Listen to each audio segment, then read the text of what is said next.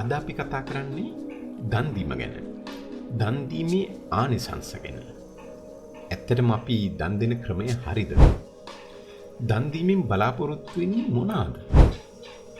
මෙච්චර කල් අපි දන් දුන්නට ඒන් ආනිසංස ලැබුණාද? දානේ වශයෙන් යම් කිසි දෙයක් පූජා කරලා තමන්ගේ නම ගහලා ප්‍රසිද්ධියක් බලාපොරොත්තු වෙන එක. ඒන් දානේ ආනිසංස ලැබෙයිද?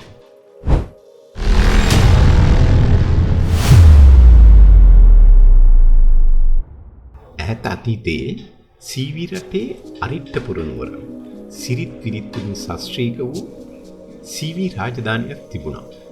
එම රාජධානිය පාලනය කළේ ගොඩාක් කරුණාවන්ත, ගොඩාක් ත්‍යාගශීලී, හරිම ධාර්මිකව ජීවත් වුණ දැහැමි රජ කෙනෙක්. මේ රජතුමාට කියන්නේ සීවි රජු කියලා.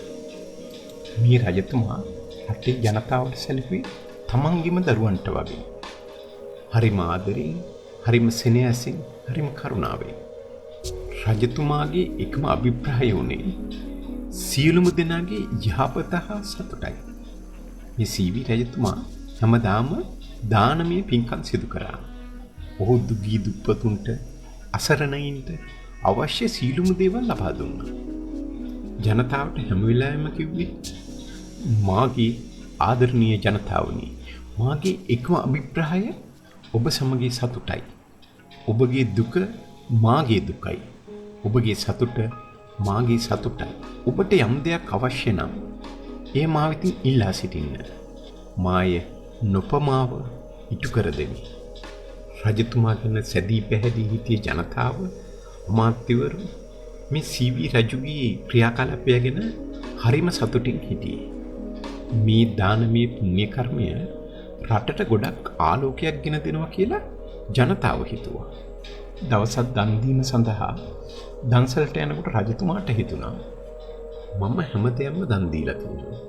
රන් රිදී, මුතුමැණික්, වටිනා ගොඩාක් දේවල් මම දානේ විදියට පරිත්‍යාග කරනවා. තව මොනවද ඉතින් මම දානේ විදියට දෙන්න ඕන?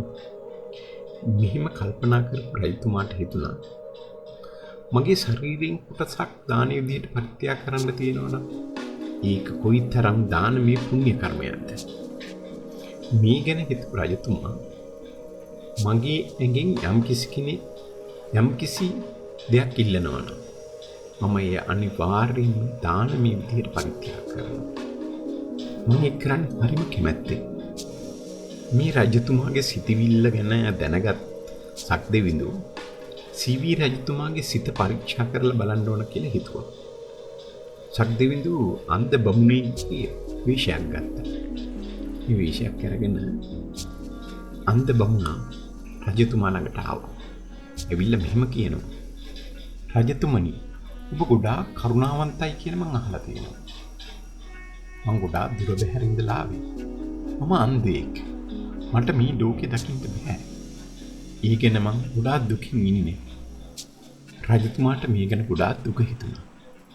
රජතුමා එතකොට කියනවා, මාගේ මිත්‍රයා, ඔබගේ අවශ්‍යතාවය කුමක්ද? ඔබගේ ඇස් පෙනීම නැතිවීම ගැන මම ගොඩාක් කනගාටු වෙනවා. ඔබට මාගේ කුමක් අවශ්‍යද? එතකොට මේ අන්ධ බ්‍රාහ්මණයා කියනවා, මාගේ එකම ප්‍රාර්ථනාව රජතුමනි ඇස් පෙනීමයි. මාගේ ඇස් දෙක නැවත දකින්න ලැබෙන කොයිතරම්නම් සතුටක්ද? ඔබතුමාගේ ඇස් දෙකම පේනවා. ඔබතුමා හරිම සතුටින් ඉන්නේ. මාගේ ඇස් දෙකම පේන්නේ නැහැ. මම හරිම දුකින් ඉන්නේ. මට ලෝකේ දකින්න ඔබතුමාගේ ඇහැක් දෙන්න පුළුවන්ද? රජතුමා දෙපාරක් හිතුවේ නෑ. හරිම සතුටින්. මාගේ මිත්‍රයා නෙමෙයි. බිය නොවන්න. මා ඔබගේ ප්‍රාර්ථනාව ඉටු කරමි. ඔබ බලාපොරොත්තු වුණු ලෝකේ දකින්න මම ඔබට මාගේ ඇස් දෙක දන් දෙමි. මෙහෙම කියලා රජුරුව අර අන්ධ මිනිස්සයා රාජමාලිගාවට කැඳවාගෙන ගියා. ඉතින් මේ රජුරුවන්ට හිටියා හොඳ වෛද්‍ය කණ්ඩායම. සියලුම දෙනාට එන්න කිව්වා. ඒකේ නායකත්වයේ දැරුවේ සීවක කියන වෛද්‍යවරයා. එහෙම නැත්නම් සීවක කියන වෙද මහත්තයා. සීවක කියන වෙද මහතා කැඳවලා මෙහෙම කිව්වා, මාගේ මේ ඇස් දෙකම ගලවා බමුණාට ලබා දෙන්න. මේ ගැන අහපු සීවක වෙද මහතා රජ ඇමතිවරු ජනතාව පුදුමයටපත් වුණා. කට්ටියම රජතුමාට මෙහෙම කිව්වා. දේවයන් වහන්සේ තව සැරයක් හිතලා බලන්න. මේ යාචකයෙක් නිසා ඔබතුමාගේ තේජාන්විත ඇස් දෙක නැති කරගන්නේ ඇයි? බ්‍රාහ්මණයා මෙහෙම කියනවා. රජතුමනි, ඔබ මේ තීරණය ගැන නැවත නැවත සිතන්න. ඒ ඊටාම වේදනාකාරී වෙනු ඇති. මේ කිසිවක් ගණන් ගත්තේ නැති රජතුමා තමාගේ එකම අධිෂ්ඨානය දාන පාරමිතාවයයි හිතලා බමුණට මෙහෙම කියනවා. මාගේ මිත්‍රයානේ, මම වේදනාව ගැන හිතන්නේ නැහැ. මං හිතන්නේ ඔබේ සතුට සහ මාගේ දානමය පාරමිතාව ගැන පමණයි. මේ දිනෙත් දෙක ඔබ සතු විය යුතුයි. මෙහෙම කියලා ඇස් දෙකම බමුණට දන් දුන්නා. දැන් මේ බමුණා කියනවා, රජතුමනි, මා සක්දෙවිඳුයි. මා ඔබගේ දානමය පුණ්‍ය කර්මයේ බලය පරීක්ෂා කිරීමට පැමිණි. ඔබ දාන පාරමිතාවේ සැබෑ ප්‍රතිමූර්තියයි. සක්දෙවිඳුන්ගේ ආශිර්වාදයේ සමග රජුගේ ඇස් දෙක නැවතත් පෙනීම ලැබුවා. ඒව පෙරටත් වඩා පැහැදිලි වුණා. ජනතාව රජතුමා ගැන පැහැදිලි ප්‍රීති ഘോഷා කළා. මුළු රටම සතුටින් ජීවත් වුණා. මෙම කතාවෙන් අපිට ගන්න පුළුවන් ගොඩාක් දේවල් තියෙනවා. මේ රජතුමාගේ අසීමිත කරුණාව, දයාව, සීවි රජතුමා ජනතාවට අසරණයින්ට දැක්වේ අසීමිත කරුණාව. ඔහු තමන්ගේ සතුටට වඩා අන් අයගේ සතුට ගැන ගොඩාක් හිතුවා. බලන්න මේ සිතුවිලි. ඒ වගේම මේ පරිත්‍යාගයේ උත්තරීතර බව. රජතුමා තමන්ගේ ඇස් දෙක පරිත්‍යාග කිරීමට පසුබට වුණේ නැහැ. මේකෙන් අපිට පේන්නේ නියම දානය, නියම පරිත්‍යාගයක් යනු වේදනාව නොසලකා අන් අය වෙනුවෙන් කරන කැපකිරීම. අනික මේ රජතුමාගේ තියෙන ධෛර්යය. රජතුමා ඇස් දෙක දන් දෙන්න තීරණය කරේ කිසිම බියක් නැතුව. කිසි දෙයකට පසුබට වුණේ නැහැ. මේක සැබෑ ධෛර්යවන්තකම. අනික බලන්න මේ දාන පාරමිතාවේ තියෙන බලය. මේ කතාවෙන් පැහැදිලි වෙන්නේ දාන පාරමිතා සම්පූර්ණ කිරීමෙන් ලැබෙන මහත් ආශිර්වාදය. සීවි රජුගේ නොසැලෙන කැපවීම නිසා ඔහු පෙරටත් වඩා හොඳට පෙනෙන ඇස් දෙකක් ලැබුණා. අපේ ජීවිතවලත් අනිත් අය වෙනුවෙන්, අනිත් අයගේ සතුට වෙනුවෙන් අපට කළ හැකි බොහෝ දේවල් තියෙනවා.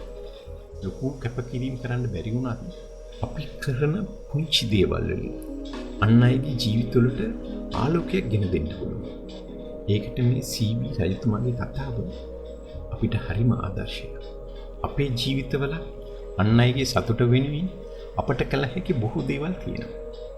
ලොකු කැපකිරීම කරන්න බැරි වුණත් පුංචි දේවල් වලින් අන් අයගේ ජීවිතවලට ආලෝකයක් ගෙන දෙන්න පුළුවන් නම් ඒ කොච්චර භාග්‍යද, කොච්චර දාන පාරමිතාවක්.